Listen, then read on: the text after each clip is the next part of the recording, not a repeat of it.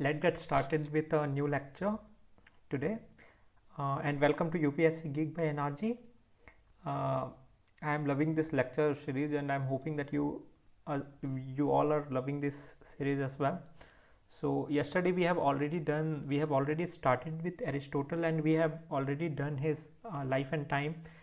Then we have started with his Nicomachean Ethics, and we have developed that correlation, that how important it is to understand his notion of Nicomachean Ethics before going to his magnum opus, that is Politics, and learning about the theories thereupon. So there is a strong correlation between his ethics and politics, because the ultimate teleological purpose of any uh, theory in politics is happiness, according to Aristotle. Hence, he establishes a strong correlation between ethics and politics. He says the idea that in order to have a good life in society, one have to follow both ethics and politics hand by hand, right? So there are two books that we have done already in the previous lecture, that is Nicomachean Ethics and Politics. Both are the book of Aristotle. Okay, so now this is the next or the last concept which is important for us in order to understand politics of Aristotle in his book Nicomachean Ethics. Okay, so this is important theory of ethics according to Aristotle. Okay, so what is ethics according to Aristotle? Okay, so Aristotle ethics is also known as virtue ethics. Okay, so what does this term virtue ethics mean? Okay, so virtue ethics mean the ability to perform right action. Okay, so basically, as Aristotle, teleo is to have a good life in the society, right? Because at the end, man is a political and social animal as per Aristotle. Okay, hence the teleo becomes happy life. Okay, hence in order to lead a happy life in society, Aristotle propounds the idea of virtue ethics. Okay, so we have to remember this keyword in order to attempt an answer efficiently in the exam. Okay, so what is the difference in Plato and Aristotle with respect to ethics? Okay, as we know that his teacher Plato also propounded the idea of ethics, the ethical conduct. Okay, so let's see what is the difference between Plato's ethics and Aristotle's ethics. Okay, so Plato's ethics only tells what is good. Okay, what is good, right? He gives the theory of good, that one should go for the knowledge or the idea of good rather than the idea of materialistic object or the materialistic chasing, right? So Plato only tells what is good. However, Aristotle suggests it is not enough to know what is good until and unless we put our knowledge into action. Okay, so this is the basic premise of Aristotle's ethics. It is basically a pragmatic approach. In case of Plato, it was idealistic approach, that is just to show the standard or the standard of good, okay, to follow. But here the Aristotle is suggesting the idea that it is not only enough to know what is good until and unless we put our knowledge into action. That is the Aristotle perspective about what?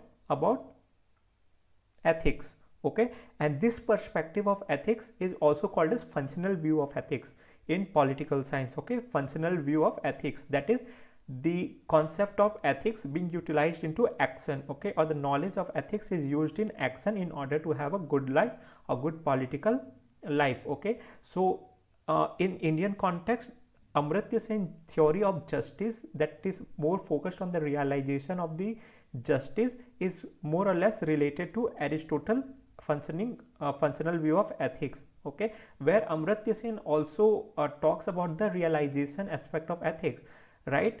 Like for example, if there is a redistributive welfare policy by the government, right, the result should be exhibited in the society. The result should be, or the welfare scheme should be manifested in society. Until and unless it is not put into the action, there is no way or the no benefit of talking about the idea of justice, right?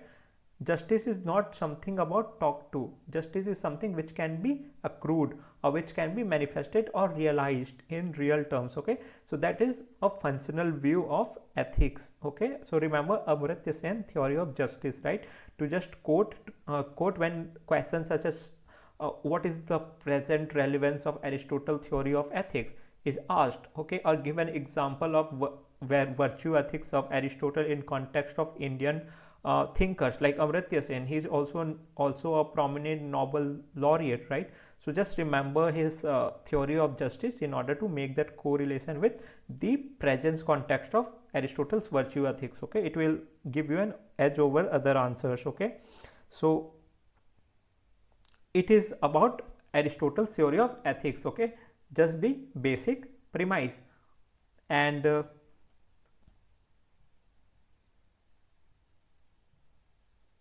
okay, so as per the according to Aristotle, we have to, according to Aristotle, the virtue concept of Aristotle is to put the knowledge of good into action. Okay, he propounded, as we have seen in the previous slide, that Aristotle suggests it is not enough to know what is good until and unless we put our knowledge of good into action. Okay, so how to know the particular good, like what is good, what is teleo, okay, what is the true purpose, whether it is good or not, right? So how to know that good? Okay, so Aristotle give the principle of golden mean here. Okay, so what is golden mean? According to him, golden mean is a golden rule of life. Okay, like golden mean, we'll see what golden mean is, but golden mean according to Aristotle should be a golden rule of life. Okay, why should it be a golden rule of life? Mean does not mean in its literal sense, okay, like as we know the mean, median, mode, and according to that sense, mean generally means average, right? Like 2 plus 3 plus 1 plus 2 plus 3, that is 6. The mean will be 3, that is 1 plus 2 plus 3 by 3. Okay, so the mean will be 2.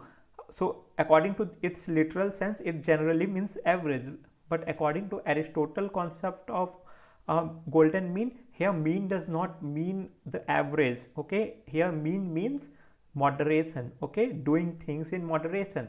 Basically the Buddha's concept of Madhyam Marg, right? We don't have to stand on the extremities, we always have to take a middle path. Okay, in similar way, Aristotle is also giving the idea of moderation, doing things in moderation. Okay, just to give a more relevant example to you people, let's say when we use something in excess, that becomes a kind of deteriorating on us, right? It becomes counterproductive, right? It can lead to several crises when we, like, let's say, consume something in excess. It can lead to excess accumulation of fat, right? According to that perspective, Aristotle is here propounding the idea of golden mean, or doing something in moderation. Okay, so moderation will vary from person to person and situation to situation. Okay, here moderation is not something universal. Okay, it is not universal throughout, it will vary from person to person.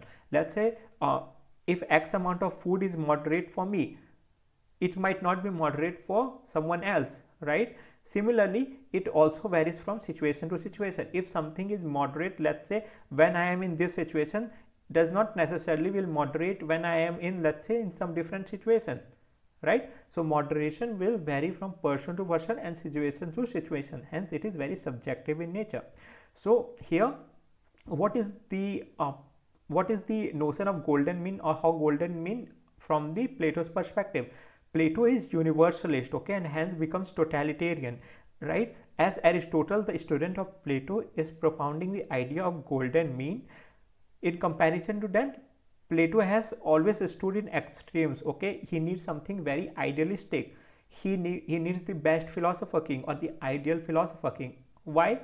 Because Plato is universalist, and hence he becomes totalitarian, right? He needs a perfect, okay, and hence at the same time Aristotle propounds the idea that we cannot let go the good for the sake of best, because best is unachievable, because it is ideal, right? So here we can see the distinction in perspective when it comes to teacher, that is Plato, and student, that is Aristotle. Here, if Plato is universalist, Aristotle is relativist. Okay, relativist in the sense he believes in plural approach, right? Our approach, our perspective may differ from person to person and situation to situation. Okay, hence he promotes the idea of moderation or golden mean, and hence therefore he is more democratic in approach rather than totalitarian Plato. Okay, this is very important concept to understand so many concept of Aristotle in his magnum opus, that is Politics. Okay, so people remember the last end statement, which can be used as an conclusion in question, in various questions, which basically ask the distinction or differences in Plato's perspective and Aristotle's perspective in different theories, right? Let's say if in the exam it comes that emphasis or throw a light upon Plato's theory of state and Aristotle's theory of state, right? So we can attempt the answer in this way, that Plato propounds the most idealistic perspective of state, whereas Aristotle does not. So hence in conclusion and in several structuring, we can also write this quote that Plato is a universalist, hence his theory is coming from that perspective, that is totalitarian perspective, whereas Aristotle is kind of relativist. Okay, he is relativist in the sense he acts as per different situations and person. Okay, he is not fixating itself to the idealistic or universalist approach throughout. Okay, hence he is more pluralistic. For him, different approach in different situation suits. Okay, therefore he is more democratic and open, right?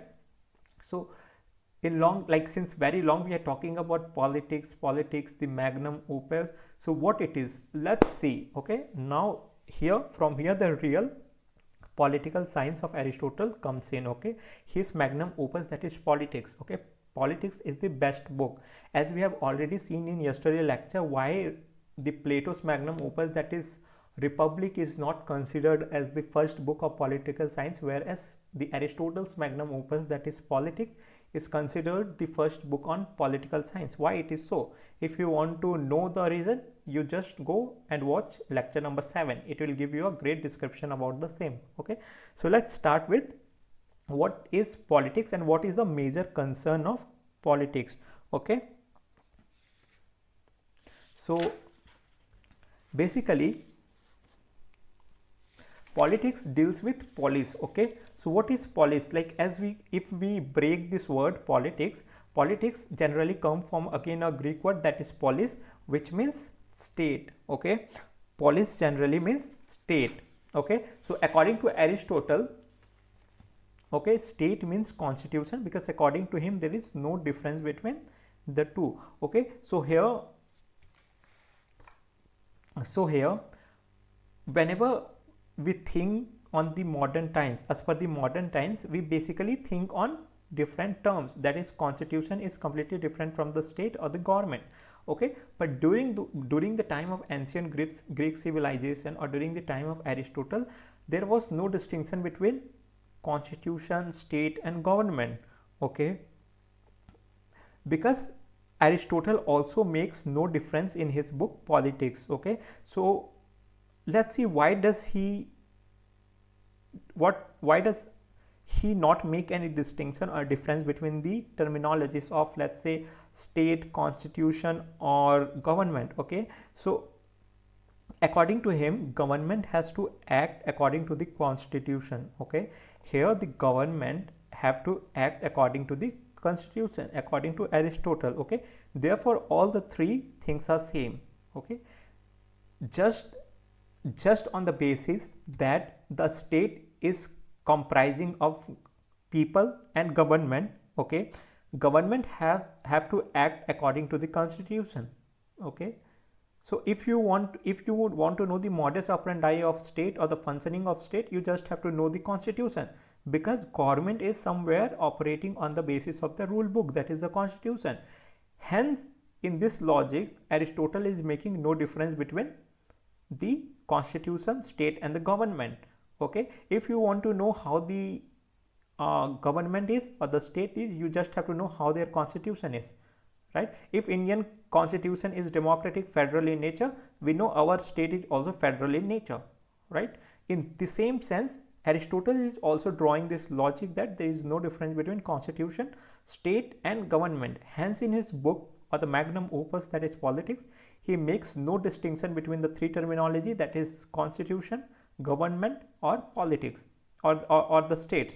Okay, so why I am telling this is that because once you go through the volume of politics, guys, you might get entangled, right? Somewhere he talks about state, somewhere he talks about constitution, somewhere he mentions the term government, right? But more or less the idea he wants to exhibit is somewhere same. There is no major difference in the three terminology. This is just a relative terminology which he uses as per the different situation and different persons, the idea that he is trying to convey at the end. Okay, that's why when we read, or the gist of the magnum opus, that is politics, because politics is that there is no difference between the three terminology. Okay, so once you read the work of politics, you will also realize that Aristotle was the major advocate of the idea of constitutionalism.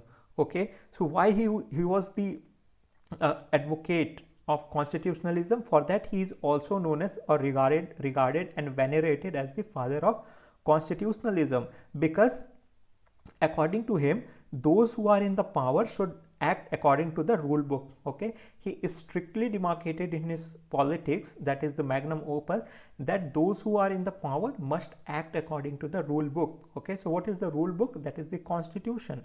Okay, so he has analyzed meticulously the 158 constitution of his time. Okay, that's why he is also called as father of constitutionalism. Let's see some of the more reason why he is called father of constitutionalism. Okay, so he has studied more than 158 constitutions. Okay, so just imagine, just to read one constitution, it takes almost a half of our life, right? Lawyers usually do that. They master in constitution to become a constitutional lawyer, and usually they spend more than half of their life to master there. But here Aristotle studied more than 158 constitution just to give a perspective on his factors of constitutions. Okay, like the government, the law, the elements of constitutions, and etc. Okay, he has given the theory of best constitution. After analyzing deliberately the 158 different constitution of his time, he has given his theory of best constitution. Okay, he was a critic of benevolent despotism given by Plato. Okay, from this practice of his, he was the major critic of benevolent despotism. What is benevolent despotism here? Benevolent despotism is basically the rule of philosopher king.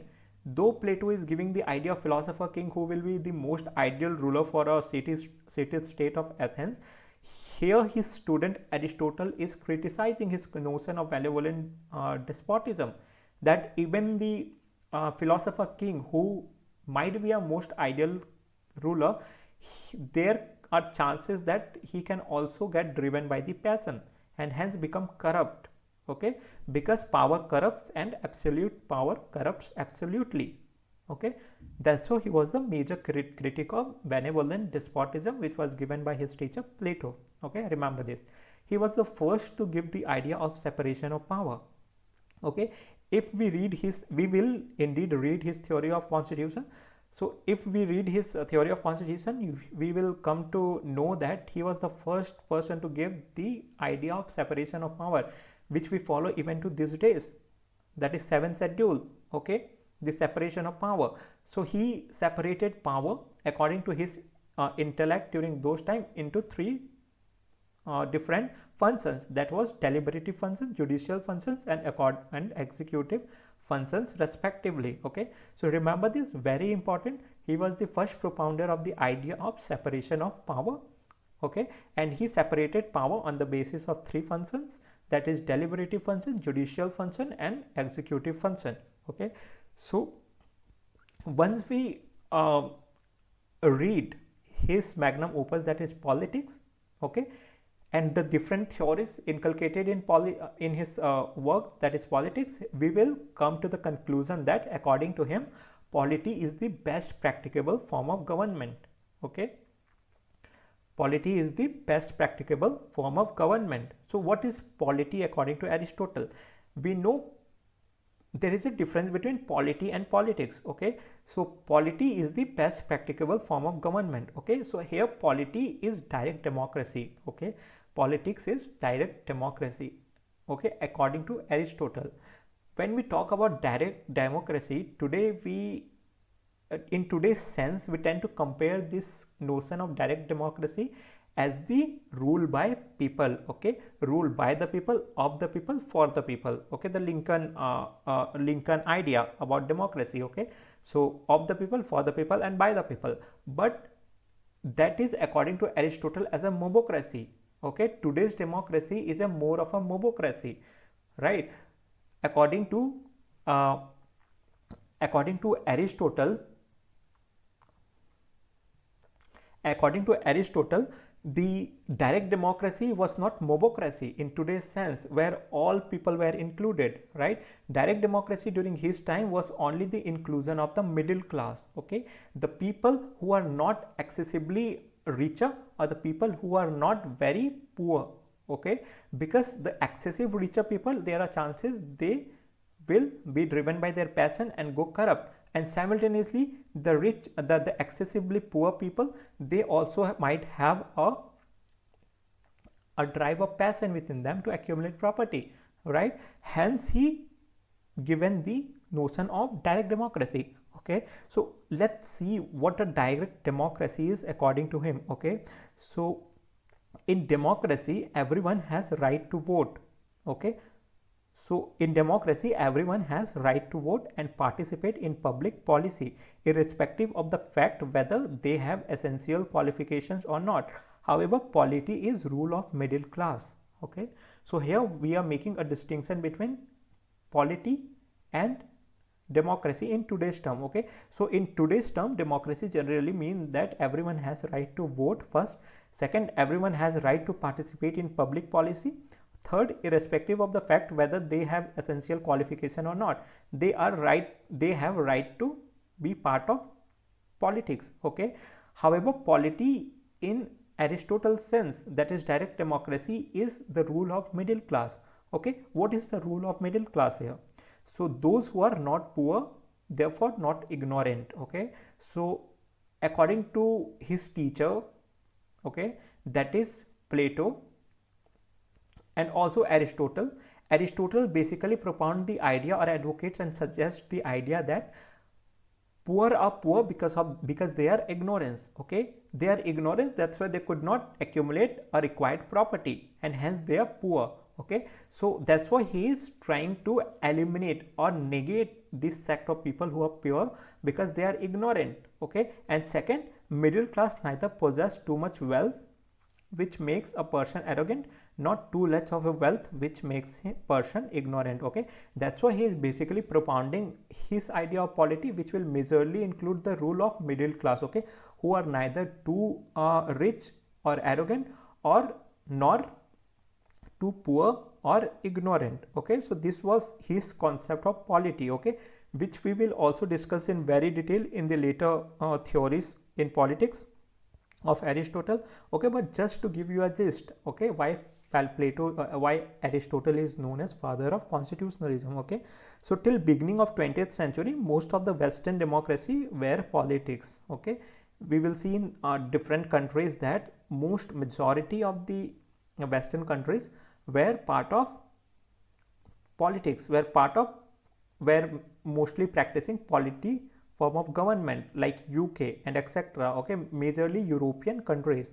Okay, where majorly they were ruled by the middle classes or the richer section, because they were educational and property based qualification to boast. Okay, so if you see the UK in, let's say, 19th 18th century, there were mainly the people were given right to vote as per the on the basis of education and property. Okay, so that was all about his notion of polity, which is the best practicable form of government according to the Aristotle. Okay, so now we have entered full-fledgedly into politics, that is magnum opus, right? We have already done with Nicomachean ethics, that mainly deals with ethics, okay, or the virtue ethics.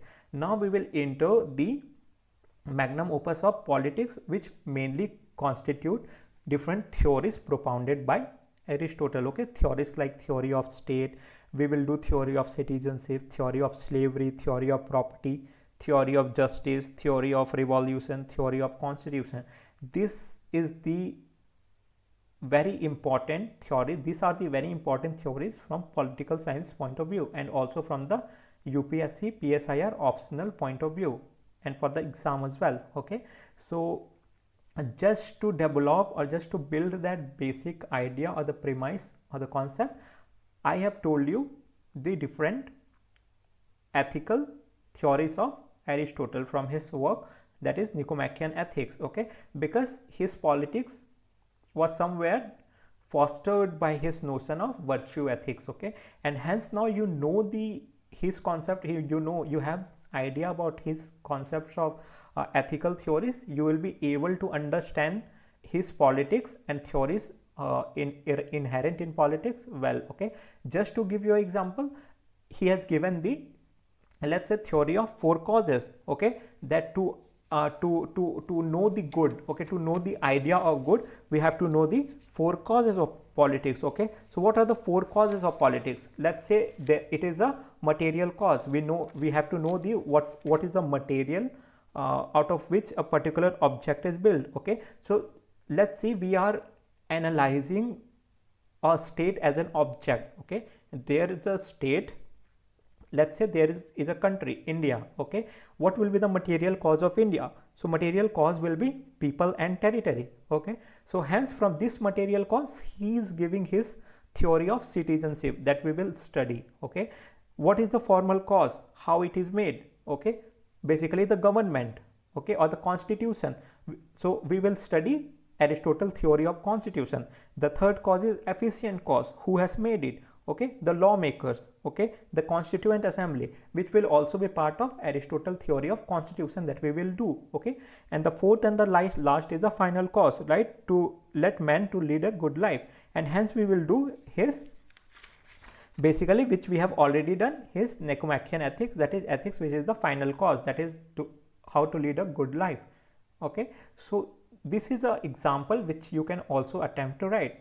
Okay, see how from his theory of four causes, that is theory of knowledge, we have derived his entire work of politics, right, from material cause to formal cause to efficient cause to final cause.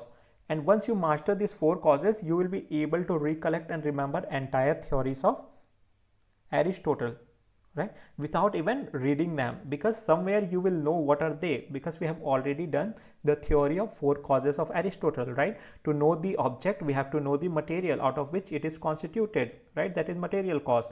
So we will be doing citizenship, people, and territory, like how a people should be, right. So basically Aristotle will talk about the theory of citizenship, right, where only a middle class will be kind of should be given right to vote and etc. We will see in detail in the later lecture series as well.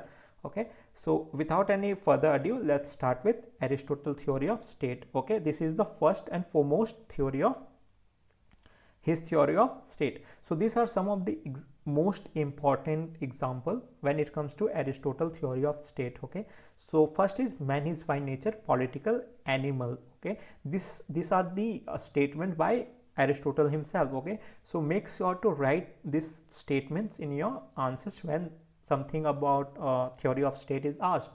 Okay, and even in any theory related to state, when it comes to making that difference between ancient times and today's time, this statement can be used to give a highlight about what was happening, or what was perspective, or what was the notion about the state in the ancient times. Okay, you don't have to elaborately write everything about, let's say, theory of state of Aristotle in writing any modern comparison.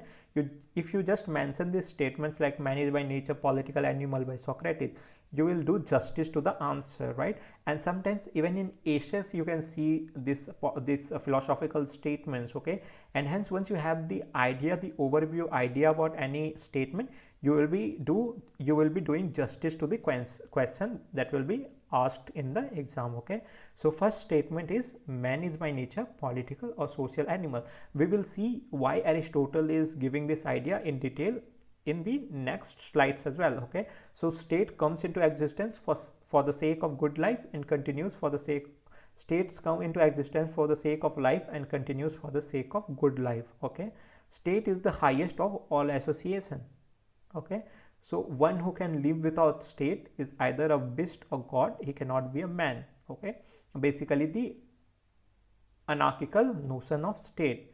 Okay, state is a union of family and villages. Okay, we will see in detail how man is not self-sufficient, hence he need family to satiate his biological need. Okay, and hence after some point of time even family are not self-sufficient, hence they need a community or village to fulfill some of their basic basic or transactional needs. Okay, hence they incorporate villages, and when villages come together they ultimately form what? State. Okay, hence state is a union of family and villages. So remember this statements which are given by Aristotle himself. If you want to, you can just take a screenshot or just jot it down so that it will become very handy for you to revise it during the last moments. Okay, so Aristotle theory of state, we are starting with Aristotle theory of state. Okay, so what is the analysis of statements according to Aristotle? Okay, so in above statements Aristotle talks about importance of the state. Okay, he is basically talking about the importance or the significance of the state. Okay, he tries to show that man is by nature a political animal, which means nature has not made man in such a way that he can live without state. Okay, so according to him, according to Aristotle, man is not a self-sufficient entity, right? Hence he needs state to fulfill his basic needs, and hence he can reach his utmost potential, that is happiness. Hence he or she needs a state in order to lead a good life or happy life. The happy life, or the term which Aristotle used for happy life or good life, is eudaimonia. Okay, eudaimonia. Eudaimonia is basically means a happy life, a good life. Okay, so remember this term eudaimonia. Okay, so Aristotle belongs to the Socratic tradition and counters the sophist argument that state is conventional and man is measure of everything, or man is prior to state. So as we know that the sophist tradition and the two very important or prominent sophist propounders were Thrasymachus and Glaucon. Okay, as we have seen in the Plato series, that how enthusiastically they have propounded the artificial perspective of the state, that state is the outcome of people coming together. Okay, right, basically a man-made perspective or the artificial perspective of the state. But in contrast to that, Aristotle is propounding the natural perspective or natural idea of the state, where he says that no, state is prior to the man. Okay, man is not a self-sufficient entity, hence they need a state in order to fulfill their desires or passions, in order to reach the utmost or satisfied life, that is life of happiness, right? Hence we can see the difference here.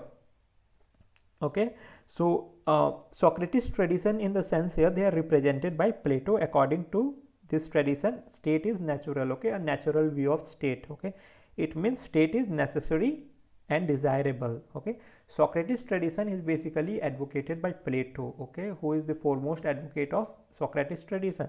And Socratic, the people who belong to Socrates school of state, they will basically propound or promote the idea of natural perspective of state. Okay, like state is prior to individual, or individual is state is individual writ large, the statement which we have seen in detail in Plato series. If you haven't watched that, go and watch that for better clarity, right? Because in line we will be seeing the people who will be carrying forward the lineage of Socrates tradition. So Socrates tradition people are the ones who will basically propound the natural view of the state. Okay, so according to them, state is necessary and desirable. Okay, so we have seen in Plato's theory of justice as well, that justice is good for all, not for individual, right? Justice is good for all, that is weak or strong. As according to the sophist, especially Glaucon, he promoted the idea that state is a creation of weak, right? Weak, to protect themselves, they come together and form a state, okay, just to defend themselves during the time of crisis. But according to Aristotle's theory of justice, he is propounding the idea that no, it is wrong. Plato is suggesting the idea the state is not only the necessary for weak, it is also necessary for strong. Okay, we have seen in detail in his theory of justice, right? So for Plato, it is always better to be just rather than unjust. Okay, the laws of state are not just for the benefits of weak or strong, they are for the benefit of all. Okay, they are not just limited to weak or strong, they are beneficial to each and everyone in the state or the society. Okay, and hence we know the Aristotle, being a student of Plato, he will also carry forward the lineage of Socrates tradition. Also so here Socrates is also criticizing the sophist view, okay, that man is measure of everything. Okay, that is man is prior to the state. Okay, he is also criticizing the individualistic view of the state, okay, or the artificial view of the state. So he is basically criticizing the idea of sophists that state is artificial or man. Okay, when we say state is natural, it also means that whole is prior to parts. Okay, means state is important to individual. When sophists say that state is artificial, Aristotle establishes state as a natural and therefore prior to man. Okay, so as Aristotle has given this idea that man is by nature a political animal. Okay, so this is the first and foremost statement given by Aristotle in his theory of state. Okay, man is by nature a political animal. Okay, so why this statement is given by Aristotle? Just give it a thought. Okay, why do you think this is the statement propounded by the by Aristotle himself? Okay, the reason can be manifold. Okay, but the two most important reason is to establish his theory of state. Okay, where he is carrying forward the Socrates tradition. Okay, that state is prior to individual or the natural view of state. And second, it is a argument, okay, or it is a attack on the sophist, okay, who basically say that no, men are not political animal. Okay, men are basically driven by the passion and they are the self-sufficient individual. Okay, for them material is everything. Okay, so to defend them, to counter their argument, Aristotle is propounding no, man cannot exist without a state because man is political animal. Okay, so let's see how he is proving this statement. Okay, that man is by nature a political statement. So in exam also you can expect this statement where they will directly give this statement, that is comment on Aristotle's view that man is by nature a political animal. Okay, so how Aristotle is establishing his idea that man is by nature a political animal? So basically he is propounding three different approaches or three different arguments to validate his aphorism that man is by nature a political animal. So first is teleological approach. Okay, what is teleology? Teleology is basically the final purpose of something. Okay, what is the final purpose of something? So first is according to teleological approach. Okay, how are we proving that man is by nature a political animal? So first approach we are using is teleological approach. Okay, so according to Aristotle, the purpose of life is happiness. Okay, as we all know that the last or the final ultimate purpose of human life is happiness. Okay, man gets happiness when he performs his highest function of his soul. Okay, so when we perform our highest function which comes from our soul, then we accrue happiness. Okay, we get the sense of satisfaction and we accrue happiness out of doing the highest function of the soul. Okay, this is possible only in the state because state renders greatest opportunity for realization of the reason by the use of his logos or speech. Okay, let's say our our highest function of the soul is to help others. Okay, but let's put this analogy that we are in the state of anarchy, okay, where there is chaos everywhere. There are a lot of conflicts, lot of disturbances and etc. Is there any possibility that we will be able to perform the highest function during the time of crisis? No, because we will always be driven by the fight and flight mode, right? We will always be driven by the fear that what will happen to our life the very next moment, right? And hence we will not be able to fulfill or satiate the highest potential or the highest function of the soul, right? Hence here Aristotle is propounding the idea that only state can possibly render the greatest opportunity for the realization of reason, okay, by the use of his logos or speech. Okay, through logos or speech we can manifest the highest activity, which is the soul, which is the calling of the soul basically, right? And hence we can fulfill the we can satiate our inner drive to do the highest function of the soul. How? Through logos or through speech we can communicate to others, right? We can deliver our inner drive, our highest activity of the soul through speech to the others. Okay, so since origin of state is in the nature of man, so state is natural. Okay, so just to conclude his teleological approach, the origin of state is in nature of man, so so the state is natural. Okay, the second argument he gives is on the basis of the need of the man. Okay, what are the need of the man for which we need state? Okay, right? So nature has not made man self-sufficient. Okay, very important point, that nature has not made man self-sufficient. हम हर काम खुद से नहीं कर सकते. We need someone else to fulfill our some of the desires, right?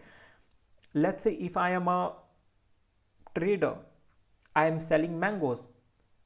To eat banana, I have to go and buy from someone who is selling bananas, because I am not doing that. I am not self-sufficient, right? So likewise, every human is not self-sufficient, right? Even to fulfill some basic needs according to Maslow need hierarchy, there is basic instinctual need. Okay, then there is a need, there is a societal need, there is basic physiological need, there is emotional need, there is final potential need. Okay, so according to Maslow's need hierarchy, even to fulfill some basic needs, that is instinctual basic needs, that is of sex and etc., we first need someone, right? That is a partner, and hence we are forming an association in family, right? So there is a first association, which is family. Okay, even family can fulfill some of the needs but not all of the needs, right? Even family can fulfill only some of the needs. Let's say an instinctual or biological need of procreation, the family can do that, but not all of the need can be fulfilled by the family, right? Hence the family comes together and they form village. Okay, so village can fulfill some of the needs but not all of the needs. Even village can fulfill some of the needs but not all of the needs, and hence man has created state. Okay, so all villages come together and they create a state. Okay, from family, first a man, then a family, then from family to villages, villages to state, and hence state is the highest association of all. Okay, the statement which we have seen in the first slide, the famous quote that state is the highest association of all, right? So thus state is the highest association of all. Only state is capable of fulfilling all the requirements of man. Neither family is sufficient nor village is sufficient. Okay, the only institution which is self-sufficient is state. Okay, because there is nothing more than a state. State is the highest of all association. Okay, hence state will be able to fulfill all of the requirements of a man. Okay, it also suggests that state is the ultimate institution. Okay, there is no institution of any significance beyond state, and it deserves the highest shares in man's obligation in his life. So here, according to his argument on the basis of the need of the man, here the Aristotle is trying to establish the importance or significance of the state. Okay, how important the state is, because state is able to satiate all of the men's requirements and needs. There is no association which is beyond state. hence state deserves man highest obligation in his life. Okay, so first was the teleological approach, that is the purpose of individual life is happiness, right? And when happiness comes, when man does his highest activity of the soul. Okay, when he will be able, when he will able to do the highest activity of the soul, when there is a state, okay, who is which is rendering the man a comfortable zone to perform his highest activity of the soul, or the best opportunity to perform his highest opportunity of the soul. And once man is getting a highest opportunity to perform his highest activity, he is satisfied, and hence he is deriving his happiness, which is the final or the utmost goal or teleo of the human beings. Okay, second is on the basis of need of the man. What is the basis of the need? Man is not a self-sufficient, hence man cannot fulfill all of his desires, hence he establishes a family. Okay, even family cannot fulfill all of their desires, hence they come together and form a village. Okay, even village cannot fulfill or satiate all of their desires, hence all villages come together and they fulfill the state. Okay, but here Aristotle gives the argument that state is highest of the all association. Okay, and there is no institution which is beyond state, because state will be able to satiate all of the man's requirements. Okay, hence state deserves all of the or the highest obligation of man in his life. This is the second argument. Okay, which is on the basis of need of the man. Okay, and so state is the precondition for good life. Okay, hence man cannot have fulfilled life without state, right? In the words of Aristotle, state comes into existence for the sake of life and continues for the sake of good life. Okay, remember this statement, this one which we have also seen in the first slide, that is state comes into existence for the sake of life and continues for the sake of good life. Okay, why for the sake of good life? Because state is somewhere rendering the man the opportunity to perform his highest activity. Okay, highest activity, if man is performing, he is also deriving the utmost happiness, that is final goal, right? And hence he is leading a good, happy, satisfied life, right? So state comes into existence for the sake of life and continues for the sake of good life. Thus, on the basis of analysis of needs of man, Aristotle proves that state as a natural institution and man as a political animal. Okay, so here there are argument or debate. Let's imagine like this, there is a debate going between the sophist like Thrasymachus and Glaucon, who is saying that no, man is prior to state. Okay, there is a man, that's why there is a state. If there will be no man, there will be no state. Okay, the point is valid. But when it comes to sophist tradition, that is Plato, Aristotle and etc., they will give a natural view of the state, that is no, state is prior to the individual, right? State is individual writ large, because though individual are important, but they cannot lead a good life until and unless there is a state. State comes into existence for the sake of life and continues for the sake of good life. Okay, so just to establish his notion of man is a political animal, Aristotle is giving his arguments. Okay, I am giving you a summary just to summarize and make you remember it make you all remember this theory for a longer period of time. Okay, so Aristotle is giving or establishing the validation of his theory, that is man is by nature political animal. He is basically giving three arguments. Okay, the first argument which we have seen is teleological approach, which is basically the happiness, okay, the final purpose of life. The second approach, the second argument is on the basis of the need of the man, that man is not self-sufficient. Okay, and third will be the logic, which we will see in the next slide. Okay, so in the words of Aristotle, one who can live without state can be either beast or god, he cannot be a man. Okay, because as man is not self-sufficient, they cannot exist without a state. It means one should possess superhuman qualities of either beast or god to be able to live without state. Okay, superhuman qualities like self-sufficient, like god, who is enough for himself or herself. He or she don't need a state for existence, right? So hence he is saying, Aristotle is propounding the idea that one who can live without state can either be beast or animal or god. Okay, he cannot be a man or human, right? So this was his argument as per the need of the human being. And the third and the last argument which he has given is on the basis of logic. Okay, so what is the logic Aristotle is trying to allude here? Though historically or chronologically man comes before state, but logically state comes before man. Okay, so basically, as we all know that there is a man who comes first. Even sophists are propounding the same idea, that man comes before state, but logically state comes before man according to Aristotle. So let's see how. Okay, though man come first, yet the life of a man was not worth calling the human life. Okay, so why we are human, guys? Like, just give it a thought. All right, we have got our own sense of purpose in life, right? Let's say even animals have life, but their life is not a kind of worth a life, right? Because they are living in kind of anarchy, all right, where there is no, let's say, freedom, okay, to perform certain highest activities of the soul. Okay, though man came first, yet the life of man was not worth calling the human life until and unless man has not formed the state. Okay, so why it was not worth calling a human life? Because, as we have already know, that on the basis of need and teleology, Aristotle established the notion that man is not a self-sufficient entity. Okay, or the humans are not self-sufficient, hence they needed a association of family and village and state to satiate their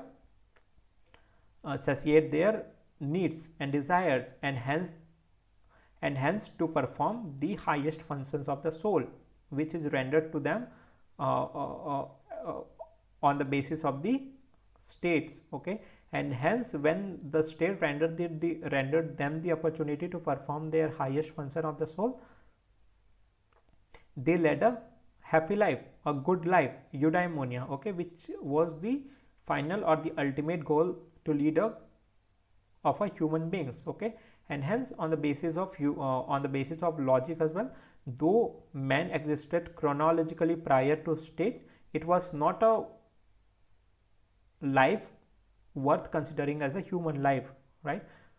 Because there was no assurance, right? So that's why he is calling on the basis of logic as well, that though man existed before state, man life was not worth living. Okay, so what is the conclusion and critical evaluation of his theory of a state is, thus Aristotle is an idealist. Okay, as we all know that Aristotle was a student of Plato. Okay, when Plato was an idealist, so Aristotle is also an idealist, because they are carrying the same sophist tradition, that is natural view of state. Okay, so just to give more clarity, in political science, those who give priority to state are called idealist. Okay, idealist will always give priority to the states. Okay, for them state is prior to the individual. Okay, and those who give priority to society are called socialist.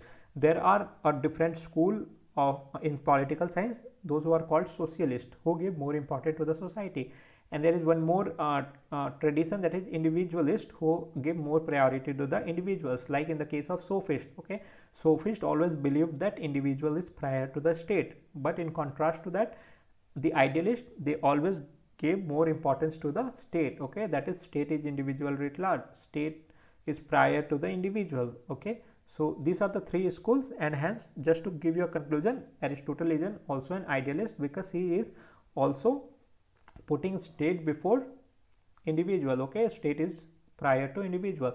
Man is by nature a political animal.